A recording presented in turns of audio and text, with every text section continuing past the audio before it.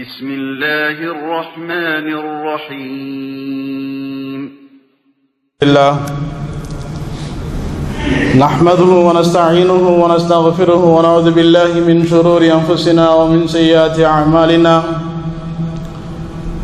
من يهده الله فلا مضل له ومن يضلل فلا هادي له أشهد أن لا إله إلا الله وحده لا شريك له وأشهد أن محمدًا عبده ورسوله أما بعد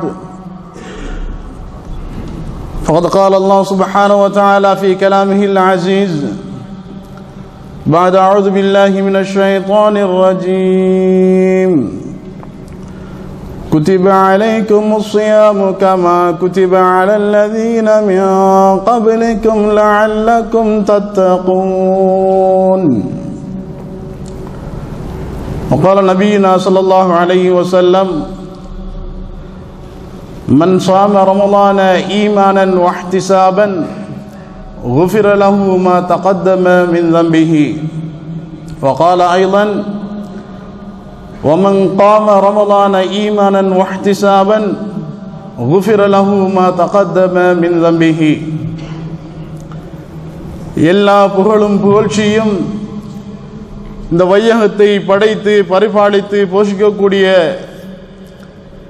இரக்கமுள்ள நாயன் வல்லவன் அல்லாஹ் சுப்ஹானஹு வ தஆலா அவனுக்கு என்றென்றும் உரித்தானது. அந்த அல்லாஹ்வுடைய சாந்தியும் சமாதானமும் அவனது இறுதி தூதராய் வந்த எங்கள் தலைவர் முஹம்மது முஸ்தபா ரசூலே அக்ரம் ஸல்லல்லாஹு அலைஹி வஸல்லம் அவர்கள் மீதிலும் அன்னவர்களுடைய குடும்பத்தார்கள், தோழர்கள், தாபிஈன்கள், தபஉ தாபிஈன்கள், இன்னும் எம்மவர்களில் எவர்களெல்லாம் அந்த வாழ்க்கை வழிமுறைகளை சரியாக பின்பற்றி வாழுகின்றார்களோ அத்துணை பேர் மீதிலும் என்றென்றும் நிலவ வேண்டும் என முதற்கண் பிரார்த்தனை செய்தவனாக அல்லாஹ் சுப்ஹானஹு வ தஆலா எந்தெந்த விடயங்களை எல்லாம் நாங்கள் எங்களுடைய வாழ்க்கையாக எடுத்து நடக்க வேண்டும் என்று எங்களை பார்த்து கட்டளை பிறப்பித்திருக்கின்றானோ, ஏவி இருக்கின்றானோ அந்த விடயங்களை சரியாக முறையாக பேணி நடக்க வேண்டும் என்றும் இவற்றையெல்லாம் நாங்கள் தடுத்து கொள்ள வேண்டும், தவிர்த்து வாழ வேண்டும் என்று எம்மை விட்டும் விலக்கி இருக்கின்றானோ, எவையெல்லாம் எங்களை நரகத்தின் பக்கம் இட்டு செல்லும் என்று அல்லாஹ் எச்சரிக்கை செய்தானோ அவற்றை முழுமையாக எங்களுடைய வாழ்க்கையிலிருந்து நாங்கள் தடுத்து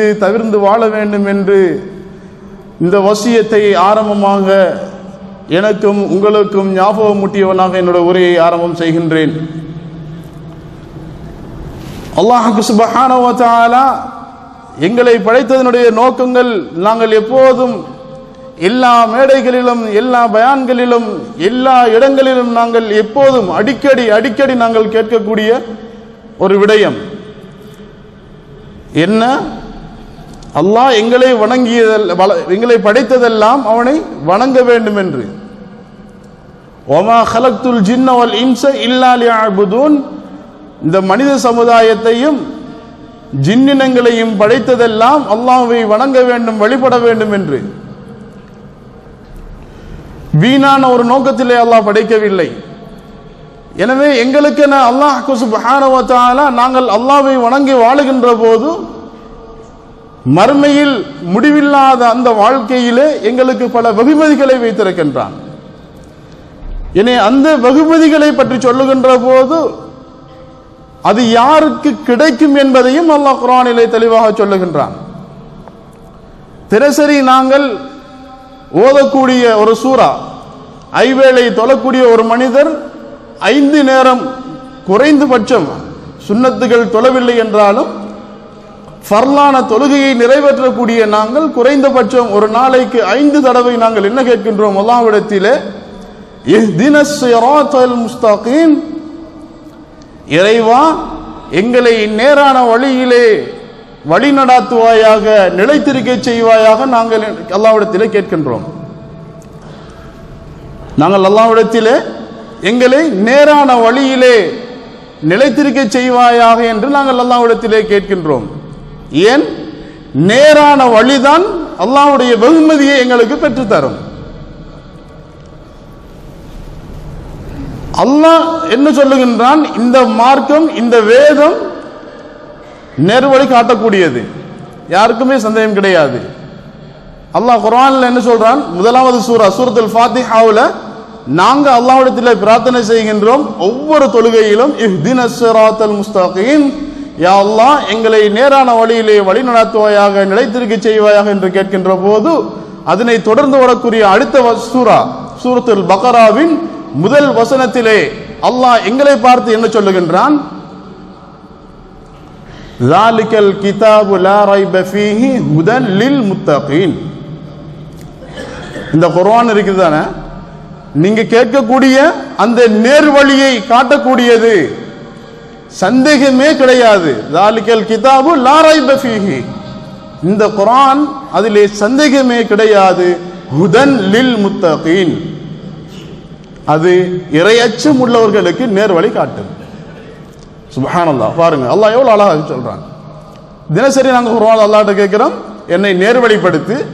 அல்லாஹ் அடுத்த சூறாவில் முதல் வசனத்திலே சொல்லுகின்றான், உன்னை நேர்வழிப்படுத்துவதற்காக குர்ஆனை தந்திருக்கின்றேன், கடமைகளை தந்திருக்கின்றேன். எனவே இறையச்சம் உள்ளவர்களை இந்த குர்ஆனும் இந்த மார்க்கமும் நேர்வழிப்படுத்தும். எங்களுக்கு நேர்வழி வேண்டும், உண்மையிலேயே இறையச்சம் இருந்தால் நேர்வழி கிடைக்கும். இந்த நேர்வழியை எவ்வாறு பெற்றுக்கொள்வது? அடுத்தது அதையும் அல்லாஹ் அதே சூறாவின் மத்திய பகுதியிலே சொல்லி காட்டுகின்ற போது, குத்திப அலைக்குமுஸ் ஸியாம் கமா குத்திப அலல்லதீன மின் கப்லிக்கும் லஅல்லக்கும் தத்தகூன். சுப்ஹானல்லாஹ், எவ்வளவு அழகா அல்லாஹ் சொல்லி காட்டுகின்றான். நீ கேட்கக்கூடிய நேர்வழியை இறையச்சம் உள்ளவர்களுக்கு நாம் காட்டுகின்றோம். அந்த இறையச்சத்தை எவ்வாறு ஏற்படுத்திக் கொள்வது என்று சொல்லுகின்ற போது, குத்திப அலைக்குமுஸ் ஸியாம் கமா குத்திப அலல்லதீன மின் கப்லிக்கும் லஅல்லக்கும் தத்தகூன். ஏனைய சமூகத்திற்கு நோன்பு கடமையாக்கப்பட்டதை போன்று உங்களுக்கும் கடமையாக்கப்பட்டிருக்கின்றது. எதற்காக? எந்த முத்தகீன்களுக்கு அல்லாஹ் நேர்வழி என்று சொன்னானோ அந்த முத்தகீனாக உன்னை உருவாக்குவதற்காக நாம் இந்த நோன்பை உமக்கு கடமையாக்கினோம். எவ்வளவு அழகா அல்லாஹ் வழிகாட்டுகின்றான் பாருங்கள். எனவே நாங்கள் எங்களை இறையச்சம் உள்ளவர்களாக மாற்றிக்கொள்ள வேண்டும் என்று சொன்னால் அல்லாஹ்வுடைய கடமையில் மிக தெளிவாக நாங்கள் ஈடுபாடு உள்ளவர்களாக எங்களை ஆக்கிக் கொள்ள வேண்டும். இந்த நோன்புடைய மாதம் என்பது அல்லாஹ் தந்த மிக பெரும் ஒரு பொக்கிஷமாக இருந்து கொண்டிருக்கின்றது. எங்களை இறையச்சம் உள்ளவனாக மாற்றுவதற்காக அல்லாஹ் எங்களுக்கு இந்த மார்க்கத்தை, இந்த மாதத்தை எங்களுக்கு தந்திருக்கின்றான். இந்த இறையச்சம் எங்களிடத்திலே வந்துவிட்டதா? 14வது நோன்பிலே நாங்கள் வீற்றிருக்கின்றோம். நோன்பின் ஒரு பகுதி முடிந்தது. இந்த நோன்பு எங்களை இறையச்சம் உள்ளவனாக மாற்றி நேர்வழிப்படுத்தி அல்லாஹ்வுடைய வெகுமதியை பெற்றுத் தருவதற்காக அல்லாஹ் எங்களுக்கு தந்திருக்கின்றான். அதனை நாங்கள் அடைந்திருக்கின்றோமா? இந்த நோன்பு இதுவரை எங்களுக்கு ஏதாவது ஒரு மாற்றத்தை ஏற்படுத்தி இருக்கின்றதா? ஏன்? எங்களுக்கெல்லாம் தக்வா வேணும்.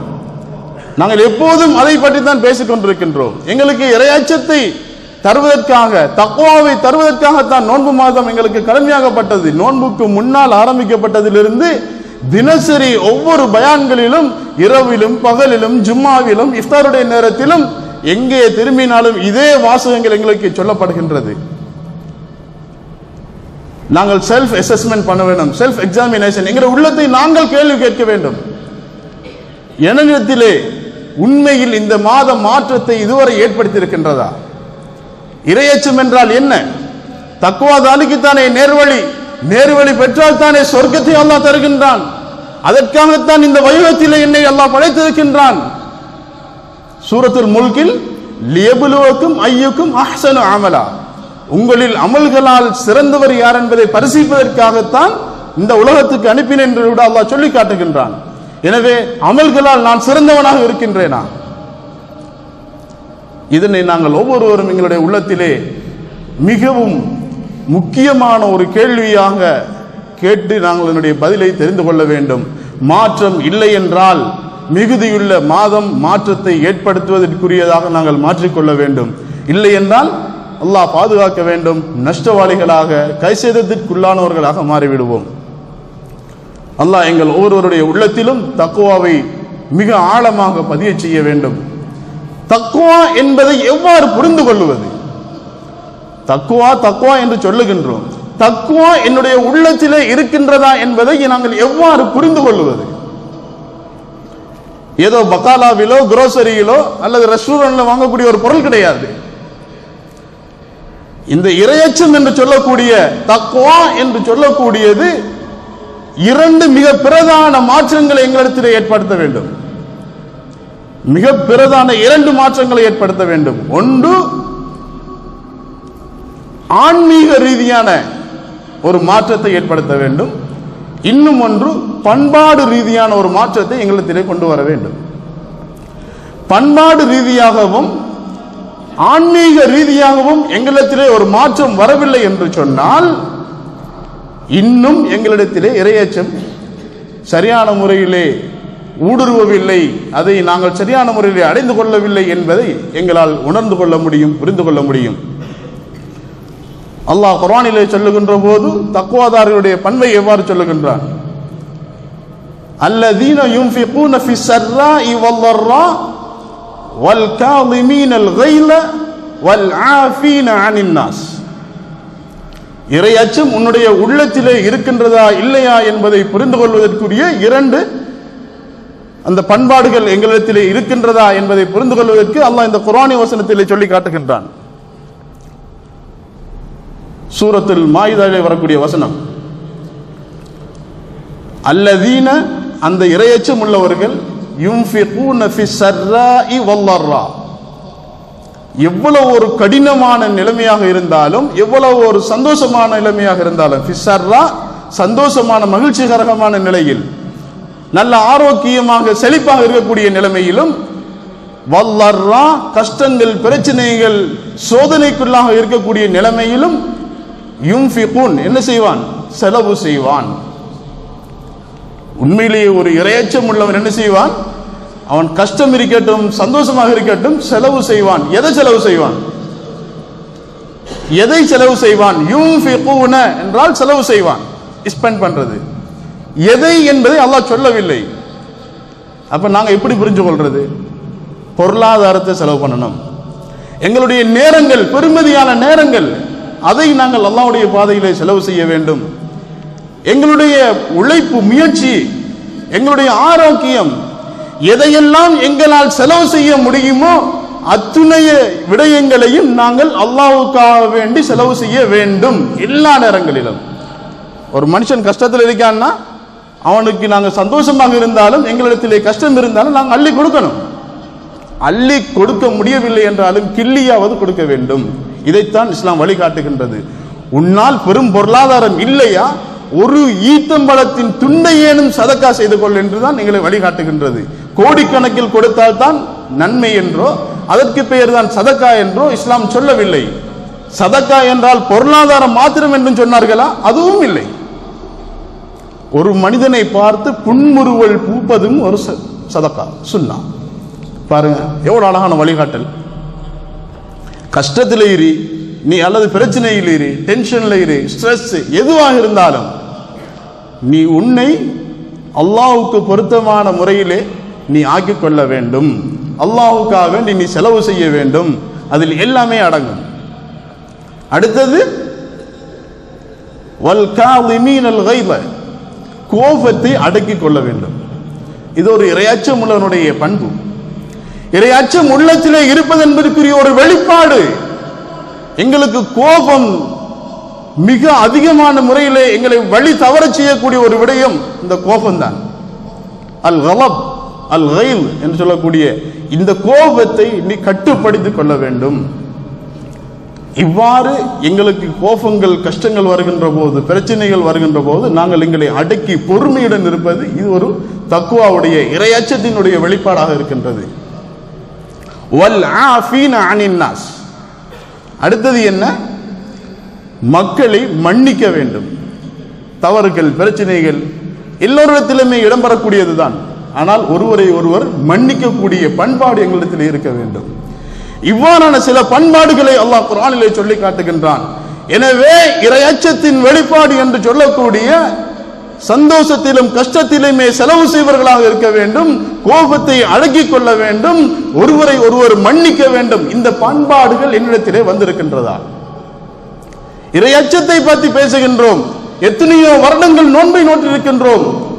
இத்துணை வருடங்கள் நோன்பை நோற்றும் என்னிடத்திலே இந்த பண்பாடுகள் முழுமையாக வந்திருக்கின்றதா?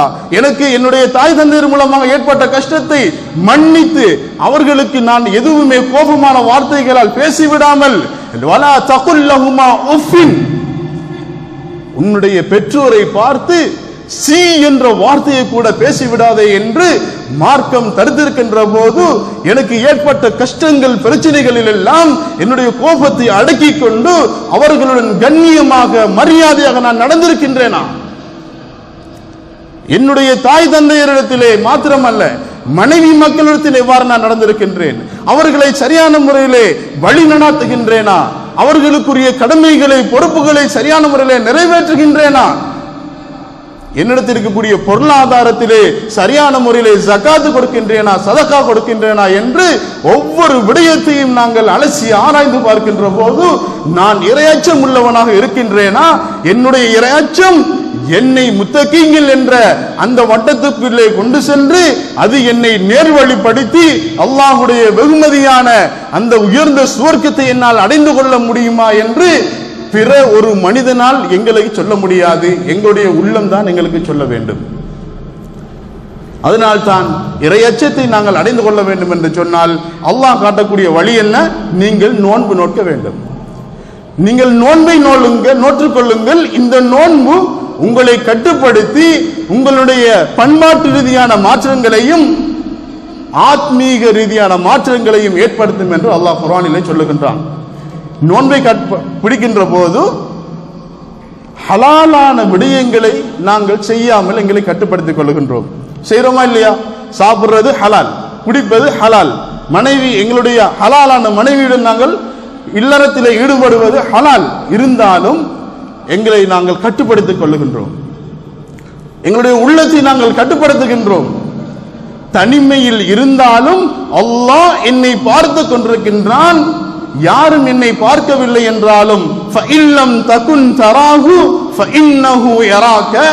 நீ அல்லாஹ்வை பார்க்கவில்லை என்றாலும் அல்லாஹ் உன்னை பார்த்து கொண்டிருக்கின்றான் என்ற விடயத்தில் மிக தெளிவாக எங்களுடைய உள்ளத்தை நாங்கள் பக்குவப்படுத்தி பாவங்களை தவிர்த்து கொண்டு நன்மையின் எங்களை நாங்கள் ஈடுபடுத்திக் கொள்ளுகின்றோம் என்று சொன்னால் எங்களுடைய உள்ளத்திலே இறையச்சத்தினுடைய ஈரம் இருக்கின்றது. இறையச்சம் எங்களுடைய உள்ளத்திலே மிளிர ஆரம்பிக்கின்றது என்பதை நாங்கள் புரிந்து கொள்ள முடியும். எனவே அல்லாஹ் சுப்ஹானஹு வ தஆலா எங்கள் ஒவ்வொருவரையும் இந்த நோன்பின் மூலமாக எவ்வாறான மாற்றம் ஏற்பட வேண்டும் என்று எதிர்பார்க்கின்றானோ அந்த மாற்றத்திற்கு உள்ளானவர்களாக எங்களை உருவாக்க வேண்டும். அதனை அடைந்து கொள்ளக்கூடிய அனைத்து சௌபாக்கியங்களையும் எங்கள் அனைவருக்கும் அல்லாஹ் தந்தருள்வானாக என கூறி என்னுடைய முதல் உரையை நிறைவு செய்கின்றேன். பாரக்கல்லாஹு லனா வ லக்கும் வ லிசாயிரில் முஸ்லிமீன வல் முஃமினீன அஜ்மஈன் வஸ்தக்ஃபிருஹு இன்னஹு ஹுவல் கஃபூருர் ரஹீம்.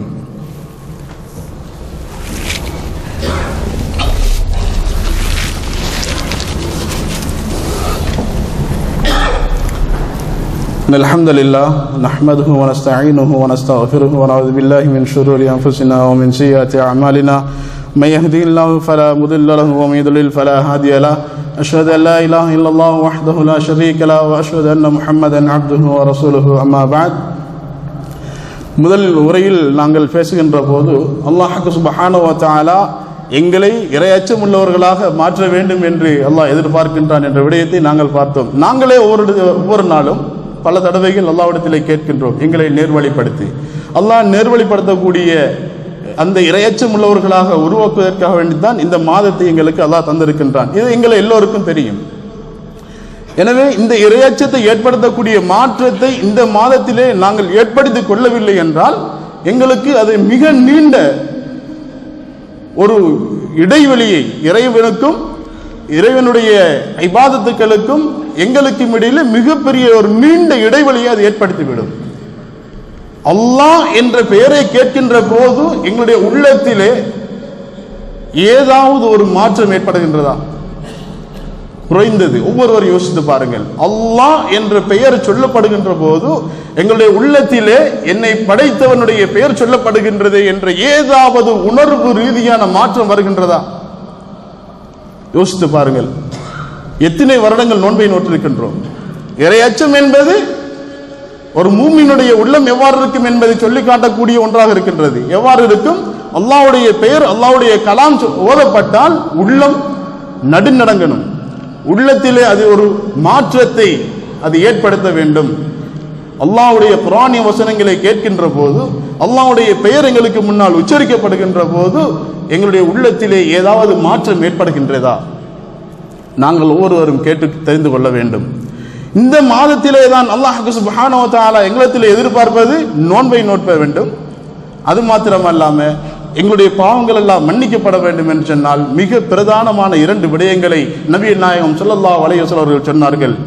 மன் ஸாம ரமலான ஈமானன் வஹ்திஸாபன் குஃபிர லஹு மா தக்கதம மின் தம்பிஹி. நீங்க இறையச்சம் உள்ளவர்களாக மாறுவதற்காக வேண்டித்தான் இந்த மாதம் உங்களுக்கு வந்திருக்கின்றது.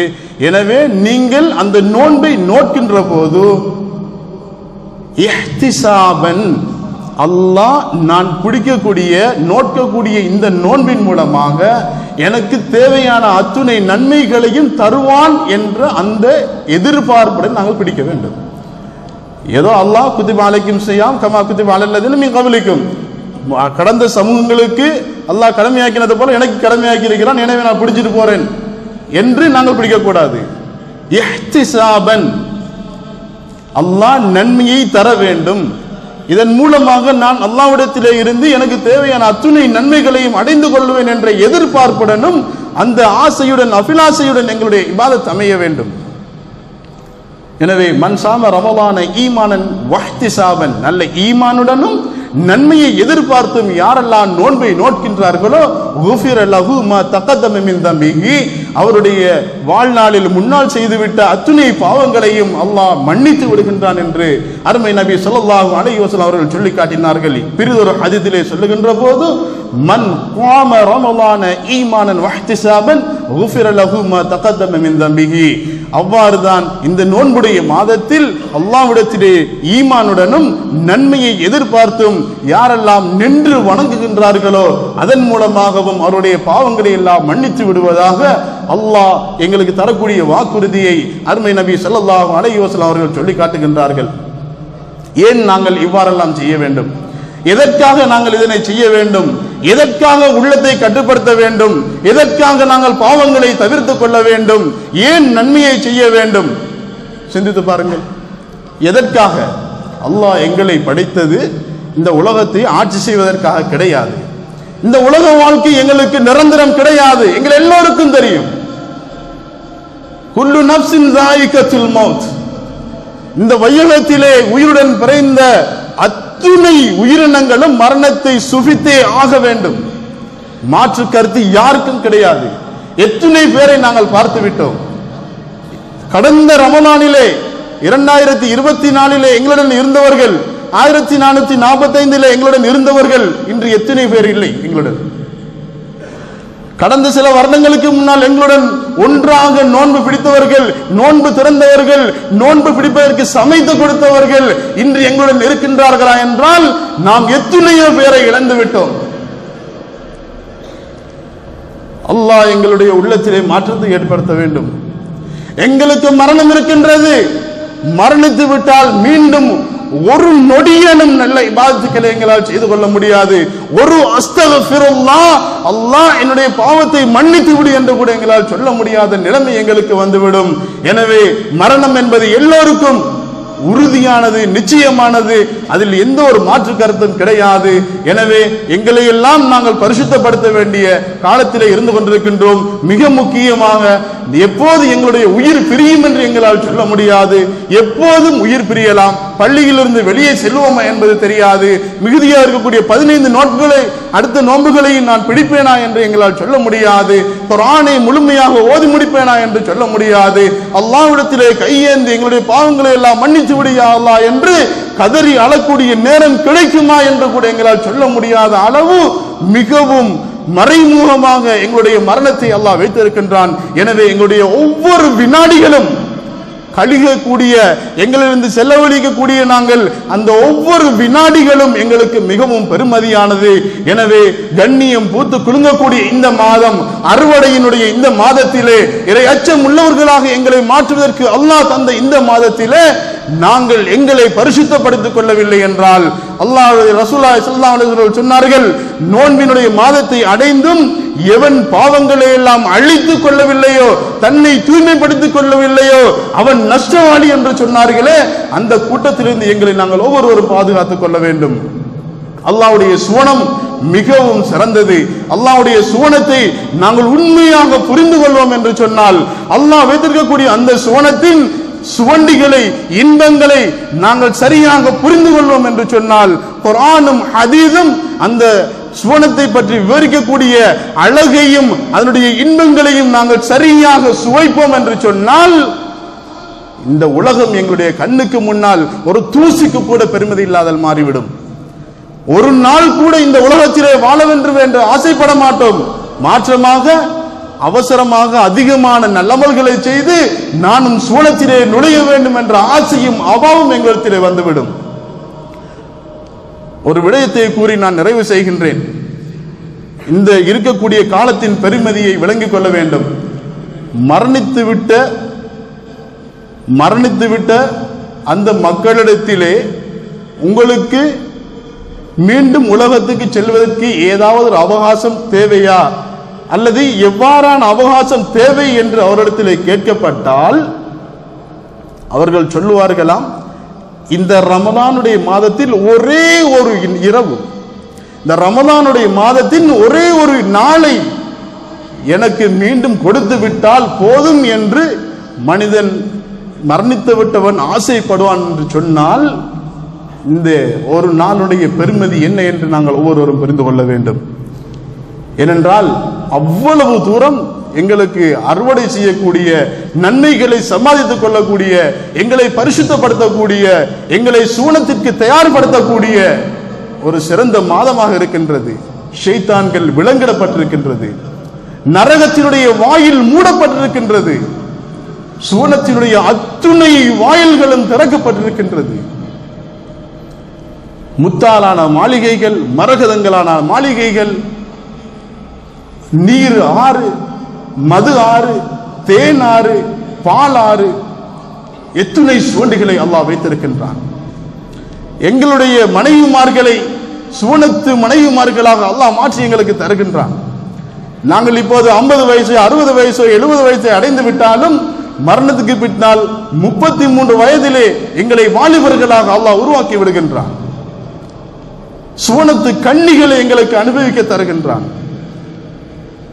இதையெல்லாம் எதற்காக அல்லாஹ் வைத்திருக்கின்றான்? எதையெல்லாம் செய்யக்கூடாது என்று இந்த உலகத்திலே அல்லாஹ் எங்களுக்கு தடை செய்து வைத்திருக்கின்றானோ அத்துணை விடயங்களையும் அனுபவிப்பதற்கு அல்லாஹ் சொர்க்கத்திலே தருவான். சாராயம் குடிக்கிறது ஹராம். அல்லாஹ் அந்த மதுவை ஆறாக ஓட வைத்திருக்கின்றான் நாளை மறுமையில். ஆனால் அதை குடிப்பதன் மூலமாக லா என்சிபூன், என்னுடைய புத்தி பேதலிக்காது. ஆனால் ஒரு மதுபானம் அருந்தினால் எதையெல்லாம் நாங்கள் எதிர்பார்க்கின்றோமோ அத்துணை சிறப்புகளையும் அதிலே அல்லாஹ் வைத்திருக்கின்றான். ஆனால் புத்தி பேதை இருக்காது. அதனை போன்று எந்த ஒரு இபாதத்துமே மறுமையில் கிடையாது. நன்மைகளின் பலனை அனுபவிப்பது மாத்திரம்தான் மறுமையில் இருக்கின்றது. எனவே இந்த உலகத்திலே எவ்வளவு முயற்சி செய்து, எவ்வளவு கஷ்டப்பட்டு, நேரங்களை தியாகம் செய்து நாங்கள் நன்மைகளை சம்பாதிக்கின்றோமோ அத்துணை தூரம் எங்களுடைய அந்தஸ்துக்களும் சூனத்தின் இன்பங்களும் எங்களுக்கு அதிகப்படியாக கிடைக்கப்பெறும். எனவே நாங்கள் சோதனத்திலே நாங்கள் எவ்வளவு இயலுமோ அவ்வளவு நாங்கள் அனுபவிக்கலாம்.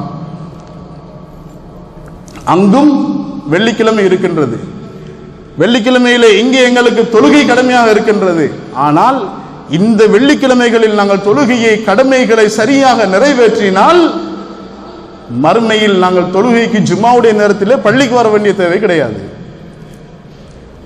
இங்கே வெள்ளிக்கிழமை வந்தால் அல்லாஹ் என்ன சொல்லுகின்றான்? வெள்ளிக்கிழமையுடைய நேரத்தில் உங்களுடைய வியாபாரங்களை எல்லாம் மூடிவிட்டு நீங்கள் பள்ளிக்கு செல்லுங்கள், தொழுகைக்கு செல்லுங்கள் என்று சொல்லுகின்றான். ஆனால் நேர் மாற்றமானது சுவனம். அங்கே தொழுகை கிடையாது, இபாதத் கிடையாது, முழுக்க முழுக்க அந்த இன்பங்களை அனுபவிப்பது மாத்திரம்தான். எதற்காக? மனிதன் வெள்ளிக்கிழமை கடை பஜார்களுக்கு செல்லுவான். சுவனத்தை சுப்ஹானல்லாஹ் ஒரு மனிதனுடைய சிந்தனையால் கற்பனை பண்ண முடியாத அளவு அல்லாஹ் வைத்திருக்கின்றான். அவன் கடை பஜார்களுக்கு சென்று திரும்பி வருகின்ற நேரத்திலே சில புயல் வீசும். அந்த புயலின் மூலமாக அவனுடைய உடம்புகள் எல்லாம், அவனுடைய தோற்றங்கள் எல்லாம் அந்த தூசு படிந்த நிலைமையில வீட்டுக்கு வருவான். வருகின்ற போது வீட்டில் இருக்கக்கூடிய மனைவி கேட்பார், நீங்க எங்கே சென்று வருகின்றீர்கள்? உண்மையிலே இந்த உலகத்திலே நாங்கள் சென்று வருகின்ற போது தூசி காற்று எங்களை ஆட்கொள்ளும் என்று சொன்னால், தூசு காற்றிலே நாங்கள் மாற்றிக்கொண்டால் எங்களுடைய ஆடைகளும் உடல்களும் அழுக்காகி எங்களுடைய தோற்றங்கள் மாற்றமடைந்துதான் நாங்கள் வருவோம். ஆனால் சுவனத்திலே அதே புழுதி காற்றிலே இருந்து வருகின்ற போது மனைவி எங்களை பார்த்து கேட்பால், சுப்ஹானல்லாஹ், நீங்க எங்க போயிட்டு வாரீங்க? உங்களுடைய தோற்றங்கள் எல்லாம் அழகுபட்டிருக்கின்றது, உங்களிலே இருந்து நல்ல நறுமணம் வீசிக்கொண்டிருக்கின்றது. போகும்போது இருந்ததை விட வருகின்ற போது மிகவும் மெருகூட்டப்பட்ட நிலைமையிலே, அந்தஸ்து கூடிய நிலைமையிலே வருகின்றீர்களே, எங்கே சென்றீர்கள் என்று கேட்பார். சுப்ஹானல்லாஹ், சுப்ஹானல்லாஹ். அல்லாஹ்வுடைய சுவனத்தினுடைய இன்பங்களை பேச தொடங்கினால் பேசிக்கொண்டே செல்லலாம். எங்களுக்கு உதவி செய்வதற்கு, சேவை செய்வதற்கு சம வயதுடைய சிறுவர்களை அல்லாஹ் வைத்திருக்கின்றான். எங்களுக்கு ஏதாவது உணவை அருந்த வேண்டும் என்று ஆசைப்படுகின்ற போது எங்களுடைய முன்னால் அந்த உணவு வந்து கிடைக்கும். ஒரு மரத்தை பார்த்து அழகான ஒரு பழம், இதனை சாப்பிட்டால் நல்லாக இருக்குமே என்று நினைக்கின்ற போது மரம் எங்களுடைய முன்னால் வந்து நிற்கும். அந்த கிளை வளைந்து எங்களிடத்திலே வந்து பழத்தை சாப்பிடக்கூடிய அந்த இசைவை தந்து அது மரம் வந்து நிற்கக்கூடிய அளவு அல்லாஹ் அங்கே எங்களுக்கு சுவனத்தினுடைய இன்பத்தை அல்லாஹ் வைத்திருக்கின்றான். மனிதன் அங்கும் விவசாயம் செய்ய ஆசைப்படுவான். விவசாயத்தை செய்வதற்கு அல்லாஹ் அனுமதி கொடுப்பான். ஆசைகள் எது வேணும்னு நிறைவேற்றலாம். விவசாயத்தை நாங்கள் பயிரை விதைத்து விட்டு திரும்புகின்ற அதே நொடியில் அது விளைந்து அறுவடைக்கு தயாராக நிற்கும். நேரம் மிக வேகமானது. மர்மையினுடைய சுவனத்தினுடைய விஷயங்களை பேசினால் பேசிக்கொண்டே செல்லலாம். அந்த அளவு நரகமும் மிகவும் கொடுமையானது. எனவே அல்லாஹ் எங்கள் அனைவரையும் நரகத்திலே இருந்து பாதுகாத்து, அல்லாஹ்வுடைய சுவண்டிகளும் இன்பங்களும் எங்களுடைய உள்ளத்தால் சிந்திக்க முடியாத, எங்களுடைய கற்பனையால் சிந்தித்து பார்க்க முடியாத அளவு அத்துணை தூரம் இன்பங்களை நிறைத்து வைத்திருக்கக்கூடிய அந்த சுவனத்திற்கு தயாரானவர்களாக எங்களை அல்லாஹ் மாற்ற வேண்டும். அதிலும் பிரதானமாக சுவனத்தை நீங்கள் அல்லாஹ்விடத்திலே கேட்டால் ஜன்னத்துல் ஃபிர்தௌஸ் அல்-ஆலா, ஜன்னத்துல் ஃபிர்தௌஸ் அல்-ஆலா, ஃபிர்தௌஸ் அல்-ஆலா என்று சொல்லக்கூடிய மிக உயர்ந்த சுவனத்தை கேளுங்கள் என்று அருமை நபி ஸல்லல்லாஹு அலைஹி வஸல்லம் அவர்கள் சொன்னார்கள். எனவே எந்த நேர்வழியை நாங்கள் அல்லாஹ்விடத்திலே கேட்கின்றோமோ அந்த நேர்வழியை எங்களுக்கு இந்த மார்க்கம் காட்டுகின்றது. அந்த நேர்வழியை பெறக்கூடிய இறையச்சத்தை இந்த மாதம் எங்களுக்கு ஏற்படுத்துகின்றது. இந்த மாதம் எங்களிடத்திலே பண்பாட்டு ரீதியாகவும் ஆன்மீக ரீதியாகவும் மாற்றங்களை ஏற்படுத்துகின்றது. எனவே இந்த இவ்விரண்டு மாற்றங்களும் எங்களிடத்திலே வருகின்ற போது நாங்களும் அல்லாஹ்வுடைய சுவனவாதிகளாக மாறக்கூடிய வாய்ப்பு எங்களுக்கு அமைகின்றது. எனவே வல்லவர் அல்லாஹ் சுப்ஹானஹு வ தஆலா இந்த கண்ணியமான சங்கையான மாதத்தினுடைய முழுமையான பிரயோஜனங்களை அடைந்து அவனுடைய உயர்ந்த சுவனத்தை அடையக்கூடிய பாக்கியத்தை நம் அனைவருக்கும் தந்தருள்வானாக என வேண்டி என்னுடைய இரண்டாம் முறையை நிறைவு செய்கின்றேன். வ ஆகிரு தஅவானா அனில் ஹம்துலில்லாஹி ரப்பில் ஆலமீன். அஸ்ஸலாமு அலைக்கும் வரஹ்மத்துல்லாஹி வபரகாத்துஹு.